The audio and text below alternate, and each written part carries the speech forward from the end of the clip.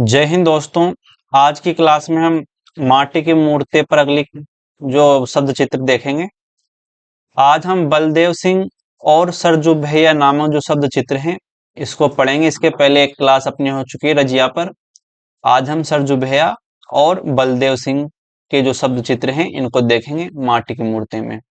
आज दूसरी क्लास है दोस्तों। अभी तक आप अगर नेट जेआरएफ वाले ग्रुप में ऐड नहीं हुए हो तो इस नंबर पर मुझे मैसेज कर दो, मैं आपको ग्रुप में ऐड कर दूंगा।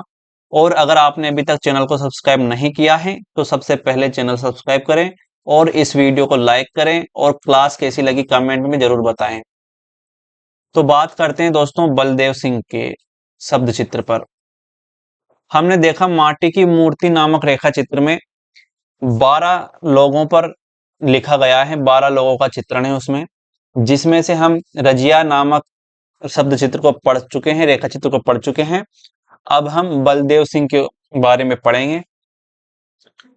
बलदेव सिंह लेखक ने भूमिका में बताया है कि ये 12 लोग मेरे गांव के यानी लेखक के गांव के और ननिहाल के लोग हैं। उनमें से एक ऐसा रेखा चित्र है बेजू मामा के नाम से, जो न तो उनके गांव का है न उनके ननिहाल का है। वह उनके साथ जेल में उनको मिला था हजारीबाग जेल में, जब वो आजादी की लड़ाई के लिए जेल में गए थे लेखक, तब वहां पर बेजू मामा उनको मिले थे। तो वहीं से बेजू मामा भी इनमें शामिल हो गए। भूमिका में एक बात और बताई है, जब इसका पहला संस्करण निकला था माटी की मूर्ति का तो उसमें रजिया नामक जो शब्द चित्र था वो नहीं था। दूसरे संस्करण में 6 वर्ष बाद जब दूसरा संस्करण निकला तो उसमें रजिया नामक रेखा चित्र को शामिल किया गया। ठीक, अब पढ़ते हैं आज हम बलदेव सिंह के बारे में। पूस की भोर थी यानी सर्दियों का टाइम था। खलियान में धान के बोझों का अंबार लगा था, यानी धान काट काट के उसको रख रखा था, उसको अलग करते थे धान को। पहले जमाने में जब कंपाइन नहीं होती थी तब ऐसे ही धान को काटा जाता था। ठीक, उनकी रखवाली के लिए जो कुटिया बनी थी उसके आगे धूनी जल रही थी। धूनी का मतलब क्या होता है? जैसे सर्दी में हम अलाव जलाते हैं उसे ही धूनी कहते हैं गांव में। ठीक, सर्दी में अलाव जलाते हैं, उसके आसपास व्यक्ति तपत लेने के लिए बैठ जाते हैं तो अलाव को धूनी कहते हैं गांव की भाषा में। खेत में खलियान पर चारों ओर हल्का कुहासा छाया हुआ था यानी कोहरा छाया हुआ था, जिसे छेद कर आने में सूरज की बाल किरणों को कष्ट हो रहा था। बाल किरणों यानी अभी अभी सूरज निकला है और अभी उसकी कोमल किरणें बाहर आ रही हैं। इसी समय एक नौजवान आकर दूर से ही मेरे मामा जी को, तो ये ननिहाल का पात्र है। कहाँ का? ननिहाल का। मेरे मामा जी को देखकर चिल्ला उठा, पा लागी चाचा जी। हम सबका ध्यान उसकी ओर गया। वह एक गबरू जवान, दाहिने हाथ में बांस।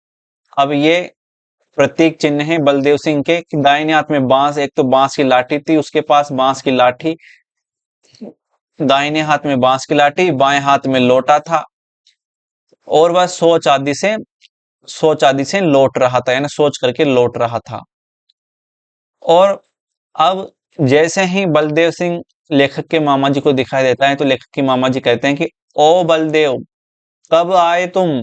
बहुत दिनों पर दिखाई दिए, खुश रहो, लेकिन हम लोगों को भी तो मत भूलो। शायद 2 बरस पर आए हो। तो कितने साल बाद गांव में आया था वो? 2 साल बाद। यूं ही मामा जी ने उससे पूछताछ की।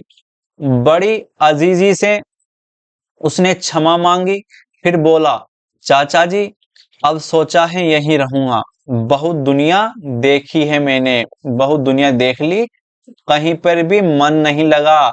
ननिहाल से भी जी उब गया। यह पुश्तैनी जमीन जैसे डोर खींचकर डोर लगाकर खींचती रहती हैं, इसलिए आया हूं घर बसाने। घर तैयार कर मेया को भी ननिहाल से ले आऊंगा। सोचता हूं अब आप लोगों की सेवा में ही जिंदगी गुजार दूं। तो क्या होता है, बलदेव सिंह के पिताजी बचपन में ही शांत हो जाते हैं।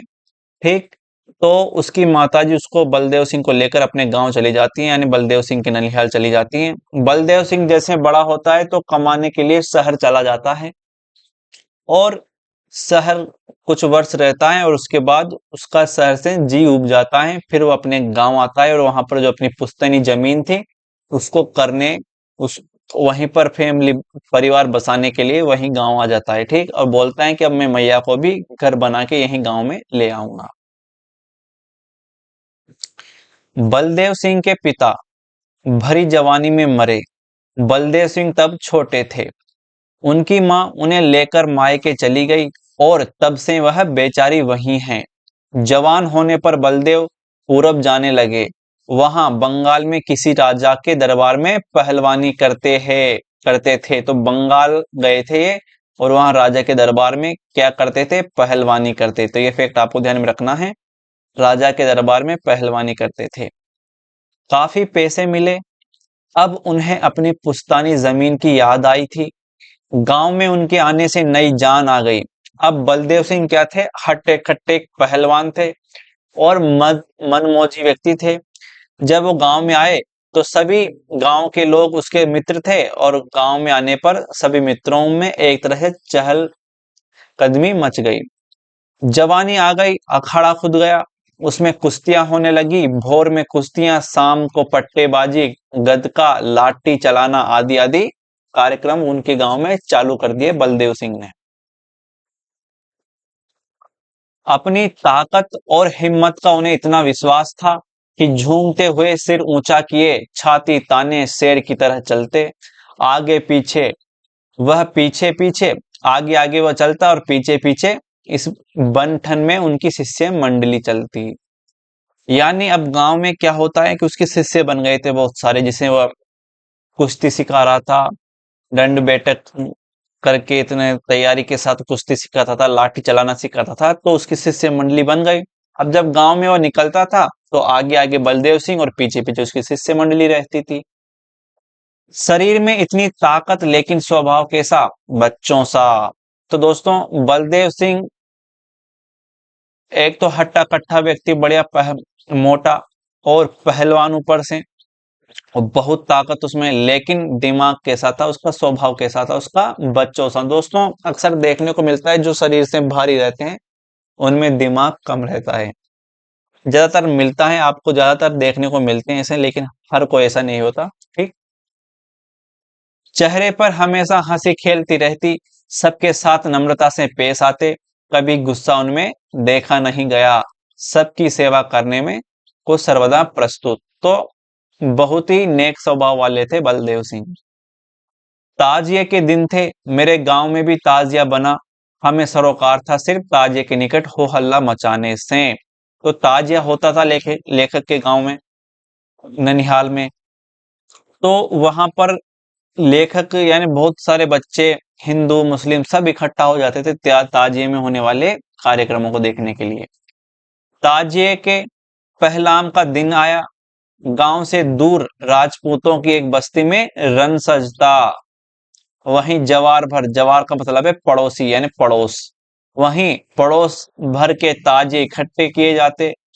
हम लोग भी अपना ताजिया लिए रन पर पहुंचे थे। यानी रन क्या है? जहां पर ताजे इकट्ठे किए जा रहे थे।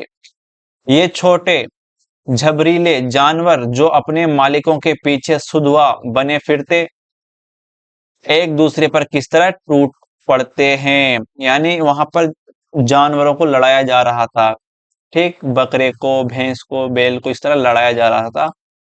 अचानक एकाएक जोरों का हो हल्ला हुआ। सभी लोग एक ओर दौड़े जा रहे हैं और वहां लाठियों की खटाखट खटाखट जारी है। कई सिरों से खून के फंवारे छूट रहे हैं और यह बीच में कौन? बलदेव सिंह। यानी वहां पर लाठियों से कौन लड़ रहा था? बलदेव सिंह। दोनों हाथों से लाठी पकड़े व जोरों से लाठी चलाए जा रहे हैं। झट हमारे बूढ़े मामा जी आगे बढ़े, चिल्लाकर कहा, बलदेव रुको। किंतु तुरंत संभल कर वह बोले, चाचा जी आप मत रोकिए, इन लोगों को लाठी का घमंड हो गया है। मैं जरा बता देना चाहता हूं कि लाठी क्या चीज है। यानी बलदेव सिंह इस तरह बालक बुद्धि का था कि कोई उसके सामने अगर लाठी चला रहा है तो वो ये बताने के लिए अखाड़े में कूद जाता है कि नहीं भैया, तुमसे ज्यादा अच्छी लाठी मैं चलाता हूँ। ठीक। खैर, मामा जी के पढ़ने से बलदेव शांत हुए, किंतु अब तो उनकी विजय हो भी चुकी थी। किसकी? बलदेव सिंह की। यह अजीब है हमारी बस्ती, चारों ओर राजपूतों और अहीरों का टट यानी जमावड़ा है। तो राजपूतों और अहीरों से घिरी हुई है इनकी बस्ती। तो ये फैक्ट भी आपको ध्यान रख लेना है। राजपूतों को अगर राम की शान, तो ग्वालों में कृष्ण की याद भी आन बान। तो राजपूत तो किसके भक्त थे? राम के। और अहीर यानी जो ग्वाले थे, वो किसके भक्त थे? कृष्ण जी के। दोनों कौमों में जैसे खानदानी बैर चला आ रहा हो, छोटी छोटी बात पर भी तनाव हो जाता था। ये दोनों जातियां आपस में लड़ भिड़ा करती थी। ठीक, छोटी छोटी बातों पर। ऐसे मौके आने पर हमारे जवार यानी पड़ोस में कहीं भी कोई जमकर लड़ाई होती, तो बलदेव सिंह एक न एक पक्ष से जरूर बुलाए जाते, और जिस तरफ बलदेव सिंह होते उसी पक्ष की जय भी निश्चित होती। तो क्या होता था कि कहीं भी अगर कहीं दो पक्षों में लड़ाई होनी हो, तो उन दोनों में से कोई पक्ष आता था।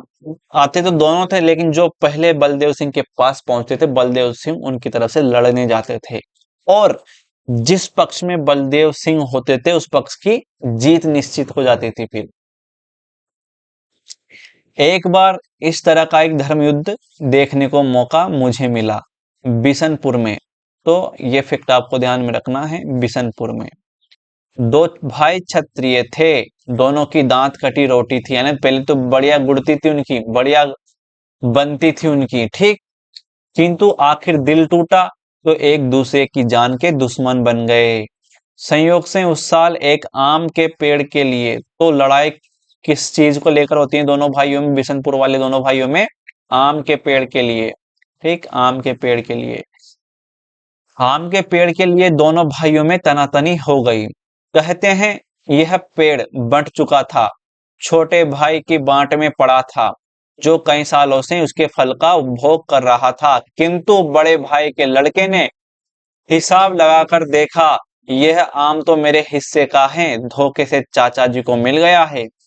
एक दिन तय कर दिया गया, अगले सोमवार को डंका बजा के हम फल तोड़ेंगे। यानी क्या हुआ कि जब बड़े भाई के लड़के ने कहा कि चाचा जी ये आम का पेड़ तो हमारे हिस्से है, तो चाचा जी ने कहा अगर दम है तो तोड़ो, वरना जिसमें दम है वो फल, उसके फल वही खाएगा। तो अगले दिन क्या हुआ, बड़े भाई के लड़के ने गांव में ऐलान करवा दिया, डंका बजवा दिया कि कल हम फल तोड़ेंगे सोमवार को। सोमवार को डंका बजा कि हम फल तोड़ेंगे। चुपकी चोरी चोरी नहीं तोड़ेंगे, जो काम ऐसा करता है उसकी ऐसी तैसी। दिन तय हुआ, घड़ी तय हुई, दोनों तरफ से बिटोरा होने लगा। यानी वहां पर जमावड़ा होने लगा, दोनों तरफ से लोग आने लगे अब। और देखने वाले भी आए और लड़ने वाले भी आए। बलदेव सिंह के पास भी दोनों पक्षों से निमंत्रण आने लगे, किंतु यहां तो ऐसा था कि जो खुद मेरे पास पहले आएगा उसका साथ दूंगा। तो पहले कौन आया? बड़े भाई का बेटा। एक दिन घोड़े पर पहुंचा, उससे बातचीत हो ही रही थी कि छोटे भाई भी पहुंचे, किंतु तब तक बलदेव सिंह वचन दे चुके थे। दूसरे दिन शिष्य मंडली ने अपने शिष्यों को लेकर वह बिशनपुर जा पहुंचा, जहां लड़ाई होने वाली थी दो भाइयों के बीच आम के पेड़ को लेकर। ठीक। अब क्या होता है कि दोनों बोलो महावीर स्वामी की जय, इस तरह जय घोष करके दोनों भिड़ जाते हैं, दोनों पक्ष भिड़ जाते हैं। आम की ओर बढ़े, दर्शकों के कलेजे धक धक करने लगे। वह आगे बढ़े, आम के पेड़ के निकट पहुंचे। फिर क्या था, दोनों दलों में गुत्थम गुत्थी शुरू हो चली। किसी के सिर पर लाठी लगी, किसी किसी का किसी तरह खोपड़ी फूट कर टूक हो गई, यानी खोपड़ी फूट गई। किसी के पेट में भाला चुभा, भाले की फली के साथ ही उसकी अंतड़ी बाहर आ गई। चारों ओर खून और चीख, मेरी तो आंखें बंद हो गई थी। यानी लेखक यह विभत्स दृश्य देखकर एकदम से घबरा गया था और उसने आंखें बंद कर ली।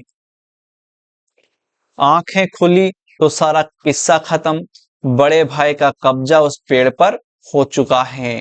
उस कब्जे में बलदेव सिंह का बड़ा हाथ है, यानी बलदेव सिंह ने ही सब लोगों को पछाड़ा था अपने बल से। ठीक।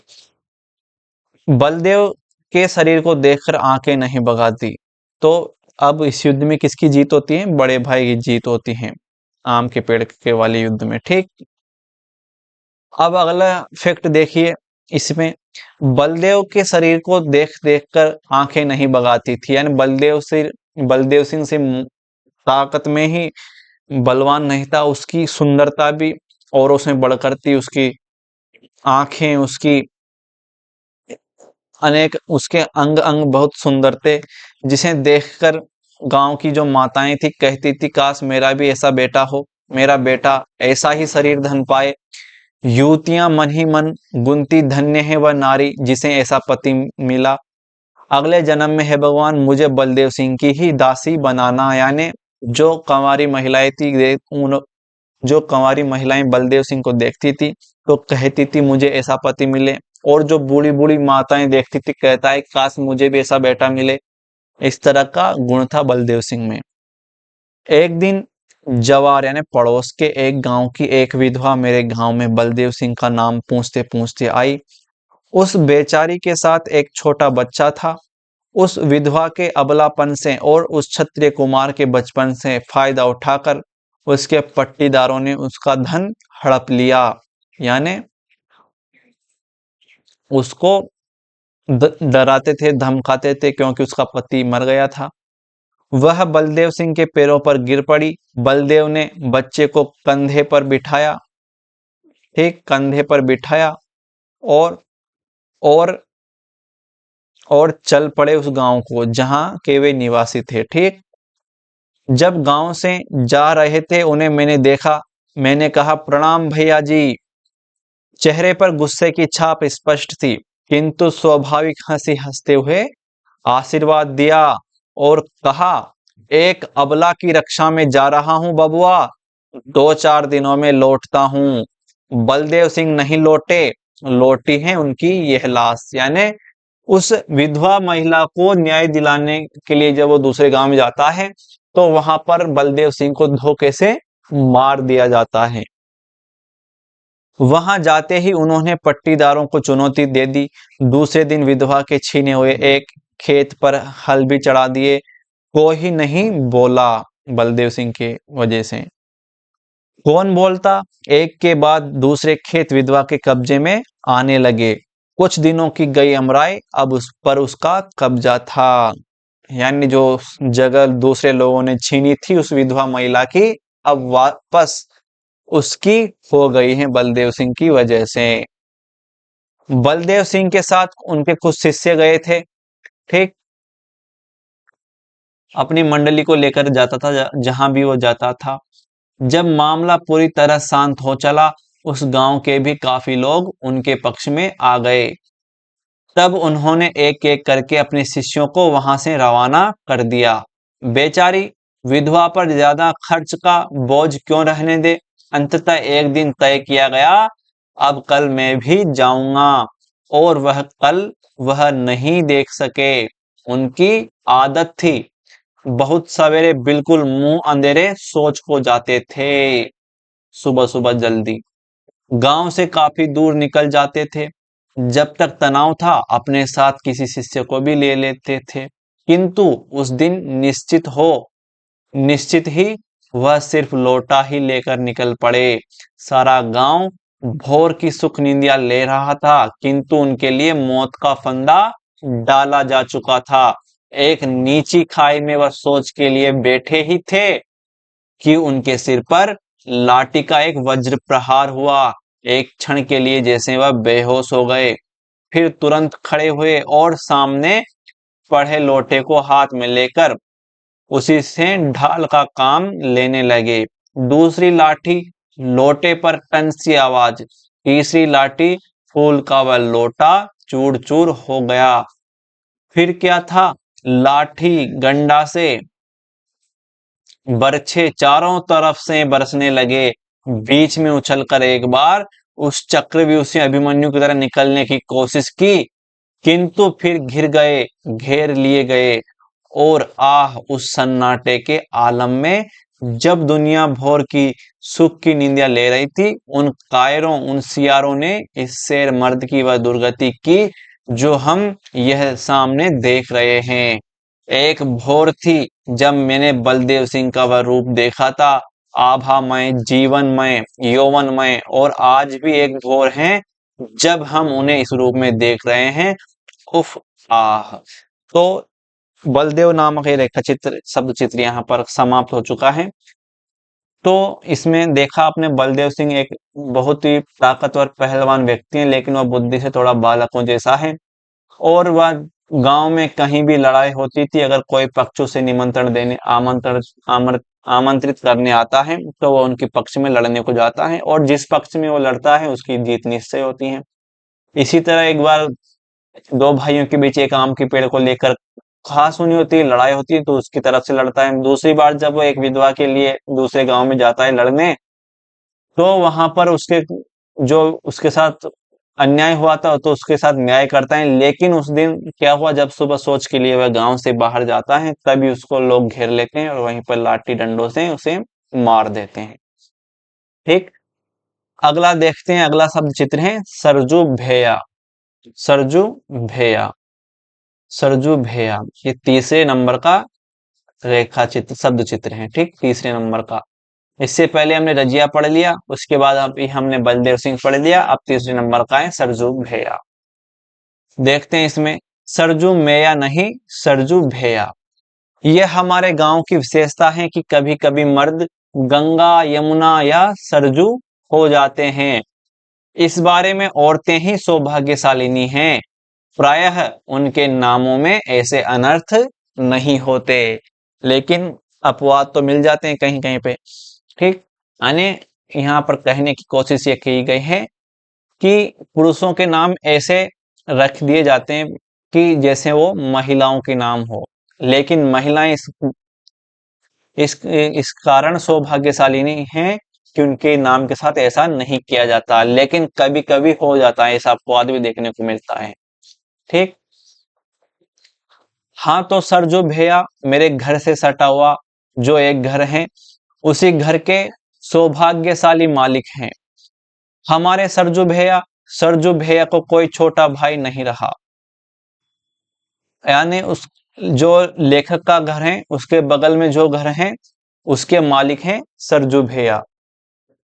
ठीक, सरजू भैया, सरजू भैया को सरजू भैया को कोई सरजू भैया को कोई छोटा भाई नहीं रहा, और मैंने प्रथम संतान के रूप में ही अपनी मां की गोद भरी। मतलब क्या हुआ, मतलब ये हुआ कि क्या हुआ, यानी सरजू भैया के भी कोई संतान नहीं थी, और लेखक के माता पिता के भी केवल लेखक ही था, उसके कोई बड़ा भाई नहीं था। तो अतः हम दोनों ने परस्पर नाता जोड़ लिया। वह मेरे बड़े भाई हैं, मैं उनका छोटा भाई। ठीक, गांव के सबसे लंबे और दुबले आदमियों में सरजू भैया की गिनती हो सकती है। रंग सांवला, बगुले सी बड़ी बड़ी टांगे, कमर में धोती पहने, कंधे पर अंगोछी डाले, जब वह खड़े होते हैं, आप उनकी पसलियों की हड्डियां गिन लीजिए। यानी ये सरजू भैया का प्रतीक चिन्ह है। जैसे बलदेव सिंह के हाथों में लाठी रहती थी, हट्टा कट्टा पहलवान था, इस तरह आपको इनके गुण भी याद रखने। प्रश्न इस प्रकार भी बन सकता है कि माटी की मूर्ति नामक रेखा चित्र में यह रंग ढंग, यह गुण स्वभाव किसका है। जैसे कह देंगे कमर पर धोती, कंधे पर अंगोछी डाले, और जब खड़े होते हैं तो इनकी पसलियों की हड्डियां गिन लीजिए, यह व्यक्तित्व किसका है। तो आपको ऑप्शन में दिए रहेंगे सरजू भैया, बलदेव सिंह, इस तरह। तो आपको चुनना है वहां पर सरजू भैया। ठीक, ऊपर की तस्वीर निसंदेह किसी भूखमरे मनहूस आदमी की मालूम होती है। जैसे लेखक ने बताया कि रंग सांवला, बगुले से की लंबी लंबी टांगे हैं उसकी, कमर में धोती पहनते हैं, और कंधे पर अंगोछी डाले हैं, जब खड़े होते हैं तो आप उसकी पसलियों की हड्डी गिन सकते हैं, इतने पतले हैं, इतने सूखे हुए हैं वो। ठीक, अब ऐसी हालत किसकी रहती है? जो गरीब रहता है, भूखमरा, जिसको खाने में दोनों टाइम भोजन सही से नहीं मिलता। ठीक, मनुष्य आदमी की मालूम होती है। किंतु क्या बात ऐसी है, सरजू भैया मेरे गांव के चंद जिंदा दिल लोगों में से एक हैं। लेकिन सरजू भैया कैसे हैं? बड़े ही मिलनसार व्यक्तित्व वाले हैं वो, और मजाकिया और हंसोड़ हैं, और बहुत अच्छे व्यक्ति हैं। और सरजू भैया के पास इतनी संपत्ति है कि वह खुद या अपने परिवार के ही पेट नहीं भर सकते, बल्कि आने वाले अतिथियों की सेवा पूजा भी मजे से कर सकते हैं। लेकिन तो फिर यह हड्डियों का ढांचा क्यों? जवाब में एक पुरानी कहावत पेश करूंगा। कौन सी कहावत? काजी जी दुबले क्यों, शहर के अंदेशे से।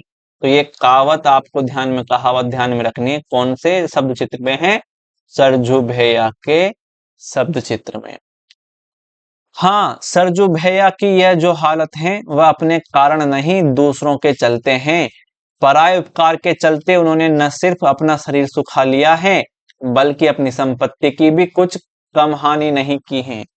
दोस्तों, गांव में कुछ ऐसे भोले स्वभाव वाले व्यक्ति होते हैं जो अपने नुकसान को नहीं समझ पाते और दूसरों की भलाई करने में इतने पागल हो जाते हैं कि अपने संपत्ति का नुकसान नहीं देखते, उनको बस दूसरों की भलाई करने की चिंता रहती है, अपने बारे में नहीं सोचते, अपने घर परिवार के बारे में नहीं सोचते।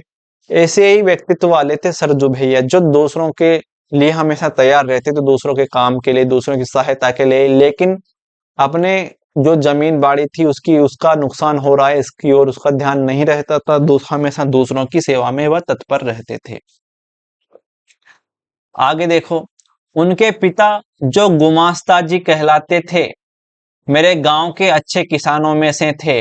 खेती बाड़ी तो थी ही, रुपए और गल्ले का अच्छा लेन देन था। यानी पहले तो उनके पिताजी से लोग बाग पैसे ले जाते थे उधार। परिवार भी बड़ा और खर्चीला नहीं था, लेकिन उनके मरते ही सरजू भैया ने लेन देन चौपट किया, बाढ़ ने खेती बर्बाद की, और भूकंप ने घर का सत्यानाश किया। यानी भूकंप भी आया, उनके गांव में तो घर ढह गया, बाढ़ आई तो फसल बर्बाद हो गई। इस तरह वह गरीबी के गड्ढे में गिर गया। लेन देन, जिसे नग्न शब्दों में सूदखोरी कहिए, चाहता है आदमी आदमीपन को खो दे। यानी सूदखोरी के लिए आदमी इतना गिर जाता है कि वह आदमीपन को खो देता है, यानी नीच हो जाता है वह जो खटमल नहीं चीलर बन जाए।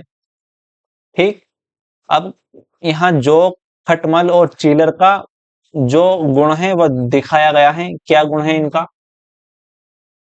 इनका गुण है कि काली जोक और लाल खटमल का स्वतंत्र अस्तित्व है। हम उनका खून चूसना महसूस करते हैं, यानी जब हमें जोक चेंटती हैं, जब चिपटती हैं, या खटमल अपना खून पीता है, तो हमें उसका पता चल जाता है, हमें कुछ महसूस होता है। ठीक, हम उनमें अपना खून प्रत्यक्ष पाते हैं। यानी जब जोंक के ऊपर आप नमक डालते हैं तो अपना खून उसमें निकलता देखते हैं। खटमल के साथ भी ऐसा ही होता होगा। लेकिन चीलर कुछ ऐसी चीजें दोस्तों, पता नहीं क्या है। चीलर गंदे कपड़े में उन्हीं सा काला कुचेला रंग लिए वह चुपचाप पड़ा रहता है और हमारे खून को यूं धीरे धीरे चूसता है और तुरंत उसे अपने रंग में बदल देता है कि उसका चूसना हम जल्द अनुभव भी नहीं कर पाते हैं ना, हमें पता ही नहीं चलता कि हमारा खून चूस रहा है। और अनुभव करते भी हैं तो जरा सी सुगबुगी या ज्यादा से ज्यादा चुनचुनी मात्र, और अनुभव करके भी उसे पकड़ पाने के लिए तो कोई खुर्दबीन ही चाहिए। यानी अनुभव हो भी जाए तो उसे पकड़ने के लिए कोई अच्छा व्यक्ति होना चाहिए, तब जाके हम उसको पकड़ पाते हैं। इसको, चीलर को, शायद चींटी होती होगी ये। सरजू भैया चीलर नहीं बन सकते थे। यानी सरजू भैया के स्वभाव कैसा था कि उनसे कोई आता था रो धो के पैसे ले जाता था। उनके इस लंबे शरीर में जो हृदय मिला है वह शरीर के ही परिमाण से, यानी शरीर से उनका तो उनका बहुत लंबा है, इसी तरह उसका हृदय भी बहुत बड़ा है। जो भी दुखी आया अपनी विपदा बताई, उसे देवता सा दे दिया। यानी जो भी कोई रोध होकर सरजू भैया के पास आता था तो सरजू भैया उसे पैसे उधार दे देते थे, और जब सरजू भैया उनसे वापस पैसे लेने जाते तो वसूलने के समय जब आंखों में आंसू लाकर गिड़गिड़ाया तो देवता ही की तरह पसीज गए। यानी कोई किसी से पैसे उधार लेने गया और जिसने उधार लिया था वो रोने लगा कि सरजू भैया अभी तो नहीं दे पाऊंगा, मेरी स्थिति ऐसी है। तो सरजू भैया कहता है कोई बात नहीं, फिर दे देना। सूद कौन कहे, कुछ ही दिनों में मूलधन भी शून्य में परिणित हो गया। यानी जो लोग सरजू भैया से पैसे उधार ले गए थे, उन्होंने ब्याज तो छोड़ो, सूद मूल रकम थी उसको भी नहीं लौटाया, उसको भी खा गए। और ऐसी स्थिति के कारण सरजू भैया गरीबी के गड्ढे में गिर गए। और क्या क्या हो जाता सरजू भैया के साथ। गंगो भाई के घर में बच्चा बीमार है, वेद को बुलाने कौन जाएगा, सरजू भैया। राजकुमार के मामा जी अपने गांव में सख्त बीमार हैं, उनकी खोज खबर कौन लाए, सरजू भैया से बढ़कर कौन दूसरा धावन होगा। यानी गांव में किसी को भी कोई काम हो, लोग सरजू भैया से कह देते थे और सरजू भैया किसी से मना नहीं करते थे। गांव गांव भर के लोगों का बोझ अपने सिर पर लेकर सरजू भैया ने अपने खेत और घर को मटिया मेट किया है, बल्कि इस उम्र में अपनी कमर भी झुका ली है। दिन हो या रात, सरजू भैया के सेवा सदन का दरवाजा हमेशा खुला रहता है। दोस्तों, यहाँ पर एक विक्टर ह्यूगो लेखक हैं, इसका जिक्र किया गया है, और उनकी एक पुस्तक है ला मिजरेबल। तो ये फैक्ट आपको ध्यान में रखना है, कौन से शब्द चित्र में आया है, सरजू भैया के शब्द चित्र में। ठीक, ला मिजरेबल मोस्ट है। ठीक, दोनों ही आपको ध्यान में रखना है। कौन से शब्द चित्र में है, सरजू भैया के। कौन से रेखा चित्र में है, माटी की मूर्ति में। मेरे निसंदेह तो इसमें विक्टर ह्यूगो ने अपनी कृति मिजरेबल में कहा है कि डॉक्टर का दरवाजा कभी बंद नहीं रहना चाहिए और पादरी का फाटक हमेशा खुला होना चाहिए। सरजू भैया को निसंदेह इन दोनों का रुतबा अकेले हासिल है। तो सरजू भैया हमेशा दूसरों के लिए तैयार रहते थे, लेकिन खुद की चिंता नहीं करते थे। यही कारण था उनकी इस हालत का, खस्ता हालत का। मेरे क्षुद्र विचार से सरजू भैया का व्यक्तित्व अनुकरणीय, अनुसरणीय ही नहीं, वंदनीय और पूजनीय भी है। बहुत दिन हुए हैं मैं किसी जरूरत में था और कुछ रुपए के लिए परेशान था। सरजू भैया के पास कुछ रुपए थे, वह रुपए ले आए, मैंने खर्च कर दिए, लेकिन आज तक नहीं दे सका। यानी लेखक भी सरजू भैया से पैसे लेकर उन्हें लौटा नहीं पाया। ठीक, इस बीच में उन्हें रुपयों की जरूरत हुई, लेकिन संकोचवश मुझसे नहीं मांगा। वह एक सूदखोर महाजन के पास गए जो पहले उन्हीं से कर्ज खाता था। यानी जब उसे पैसे की जरूरत पड़ी तब एक वो महाजन के पास गए, और वो महाजन कौन था, वो महाजन पहले सरजू भैया के घर से ही उधार लेता था, लेकिन तरह तरह के कारनामों से अब वह धन्ना सेठ बन चुका है। उसने झट उन्हें रुपए दे दिए, लेकिन जब चलने लगे कहा आपसे रुपए जाएंगे कहाँ, लेकिन कोई सबूत तो चाहिए ही। अब वह कहता है जल्द, यानी वो धन्ना सेठ पैसे तो दे देता है लेकिन कुछ सबूत लेता है, यानी कोई चीज पर अपना नाम लिखवा लेता है, गिरवी रखवा लेता है, इस तरह करता है वो, और बड़े प्यार से पैसे दे देता है। लेकिन कुछ दिनों बाद वह रंग बदल लेता है, कहता है कि जल्दी मेरे पैसे दो वरना मैं इस जमीन को हथिया लूंगा, तुम्हारी जमीन को। वह कहता है जल्द रुपए दे दो नहीं तो नालिश कर देंगे। सरजू भैया को 5 संतानें हुई।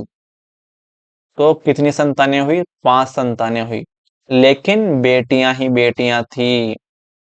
तो सरजू भैया के 5 बेटियां थी, उनकी धर्म पत्नी जो लंबाई में ठीक उनके विपरीत थी, यानी सरजू भैया बहुत लंबे थे और उनकी पत्नी बहुत बोनी थी, होने पर भी गुणों में उनकी ही तरह थी। हाल में बेटा पाने का अरमान लिए मरी है। तो यानी बेटे की इच्छा थी लेकिन बेटा नहीं हुआ और वो मर गई। क्या सरजू भैया का यह पुश्तैनी घर खंडहर बनेगा क्योंकि कोई उत्तराधिकारी उनका है नहीं। क्या सरजू भैया की कोई निशानी हमारे पास हमारे पड़ोस में गुलजार न रख सकेगी, पड़ोस को गुलजार न रख सकेगी, यानी कोई भी चीज अब शायद सरजू भैया की नहीं बचेगी। ये कल्पना करते ही हमारे परिवार भर में अजीब सी उदासी छा जाती है। यानी लेखक के परिवार से सरजू भैया का बहुत लगाव था, इसलिए लेखक के परिवार के जो लोग थे वह सरजू भैया के लिए चिंतित रहते थे। ठीक, तो आज की क्लास में इतना ही दोस्तों। अगली क्लास में हम अगला शीर्षक लेके आएंगे। ठीक, तो आज की क्लास में इतना ही, मिलते हैं अगली क्लास में दोस्तों। अभी तक जिसने चैनल सब्सक्राइब नहीं किया हो वह चैनल को सब्सक्राइब जरूर कर लेना।